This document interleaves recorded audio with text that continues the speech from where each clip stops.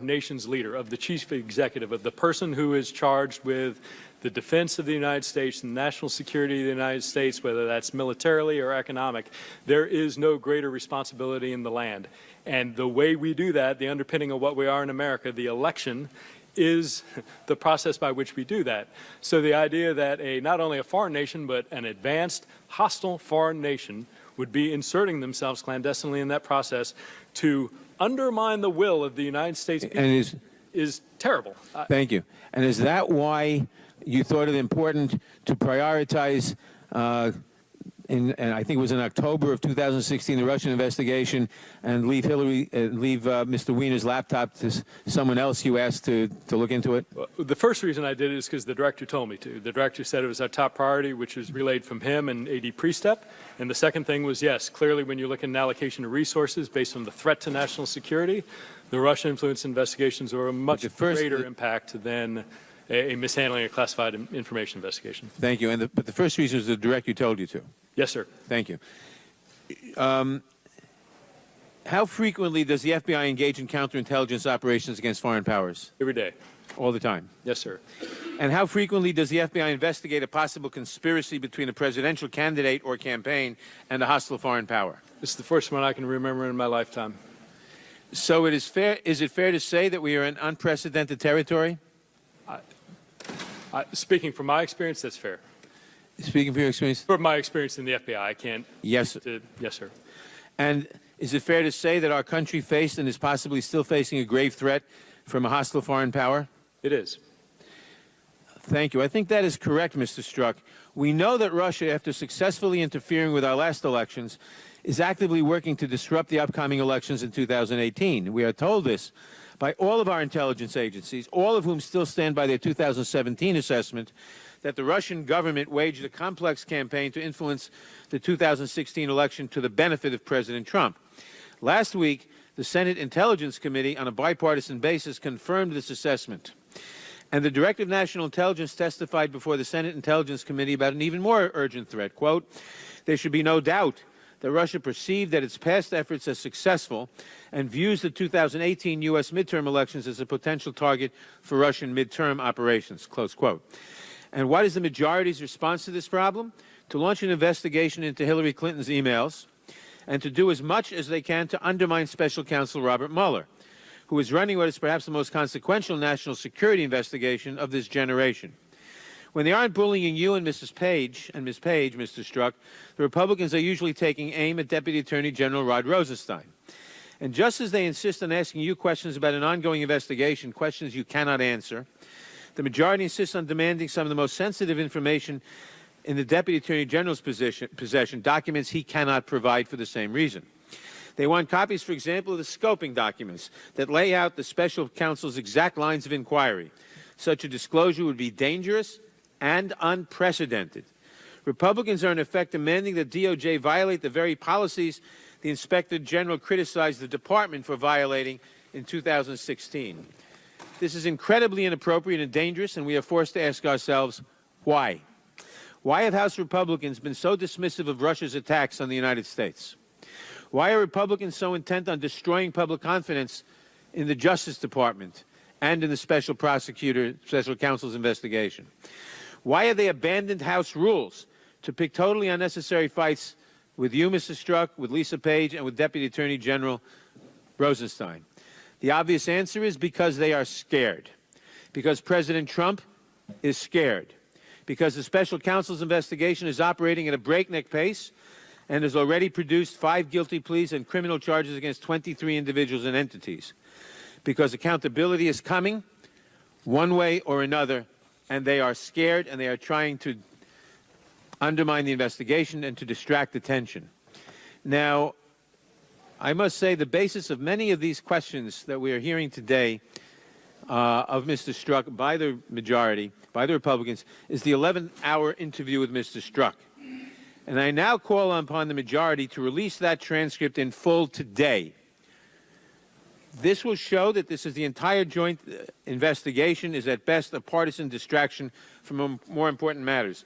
But the witness before us today, Mr. Strzok, testified not under confidentiality, but not under confidentiality rules, but in private for 11 hours. There is nothing that prevents the majority from releasing that transcript.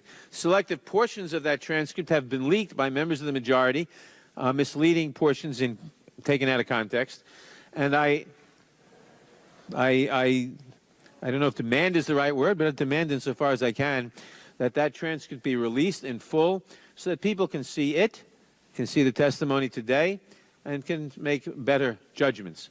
And I ask the chairman now to order the release of that transcript. Will the chairman do so? Not today. Will the chairman ever do so? You can direct your questions to the witness. That's your time to do that, not to discuss this. I will observe that the chairman will not answer the question and that this is part of the continuing evasion and attempt at obfuscation because Will the we gentleman know, yield? No, not at the moment. I will in a Very moment good. when I finish the sentence. Because we know the pattern. And the pattern is we're not releasing transcripts except parts of them that may convey the impression, false or true, that we want to convey. There is no legal reason why this transcript should not be released. There is only a partisan reason why this transcript should not be released. There is no valid reason why it should not be released. If there was a purpose to our inquiries, to our spending 11 hours, there's no reason they shouldn't be released. I'll yield now. I thank the gentleman for yielding, and I would just say that it is very customary in investigations to keep transcripts of private interviews until the conclusion of the investigation. This investigation certainly hasn't concluded, and it is very appropriate that the questions that were asked and the answers given are not shared with other potential witnesses. Reclaiming my time, I will observe that many of the same questions are being asked today, number one. But number two, given the fact that selective portions of the transcript have been leaked, I think that changes it. I'll yield to Mr. Cicilline. No, I was just going to inquire. I've sort of been trying to get the answer to this question, but to the extent that this transcript is available to all of us, I intend to release it. I can't find any prohibition that makes us unable to release it in our rules. We now have the same witness after 11 hours here in a public hearing, so the notion that we have to somehow keep this secret while pieces that are being released is doing a real disservice to the American people. And I'm asking the ranking member, is there any reason this afternoon I can't just release it as a member of this committee? Would the ranking member yield? Let me, 1 second. I'm not aware of any, but I have to look at the House rules and all. I will yield. I thank the gentleman for yielding. It is correct that both members on the Republican side and the Democratic side have used quotations from the transcript for the purpose of interviewing a hearing, and that is a legitimate use of the transcript.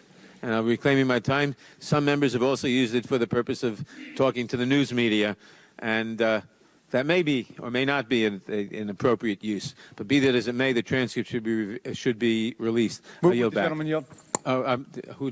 Yes, I'll yield to the gentleman from Maryland. I'd like to ask the ranking member if it's legitimate within the rules of the committee in the House of Representatives for members to release certain portions of the overall transcript. Is there anything that would prevent us from releasing the entire transcript? I'm unaware of anything that would, off the top of my head, that would prevent a member from releasing the transcript. But that's off the top of my head. I wouldn't want to say that definitively. Mr. Chairman, are you aware of anything that would preclude us from doing that? Yeah, the decision is made by the chairman of the committee. Before I yield back, let me just say, we don't want portions released. I'm not in the practice of having the chairman of the committee make decisions for me. So could you explain to me, is there a rule that precludes me from this afternoon releasing this transcript? If it's just your preference, that's not sufficient. This is a conduct of an investigation. The chair of the two committees are conducting that investigation. We will decide when transcripts of private interviews are going to be released. No one on this side of the aisle has released it other than to ask a question based upon it in a hearing, which is an appropriate use of it. Reclaiming my time. We could release it as part of this hearing. Reclaiming my time, I will observe that some members have released parts of the transcript by being quoted in the media, not for questions here. Does the gentleman from Rhode Island still want time? I just have a unanimous consent request. I'd ask unanimous consent that the transcript of this witness be made an official part of this record in its entirety. I object. Objection is heard. Well, I'll, So can I just- Roll call I'm not vote. aware, the gentleman from. Roll call vote. I yield to I thank the from Rhode gentleman for Island. yielding. Again, Mr. Chairman, I think this is of tremendous interest to the American people. There's an effort here to sort of characterize this witness's behavior. Much ado has been made of it. We had an 11-hour hearing in which this very same witness testified. He's now testifying consistently before the American people. There seems to me, no good reason, other than a personal preference of some apparently, that this transcript not be released. And I would say to the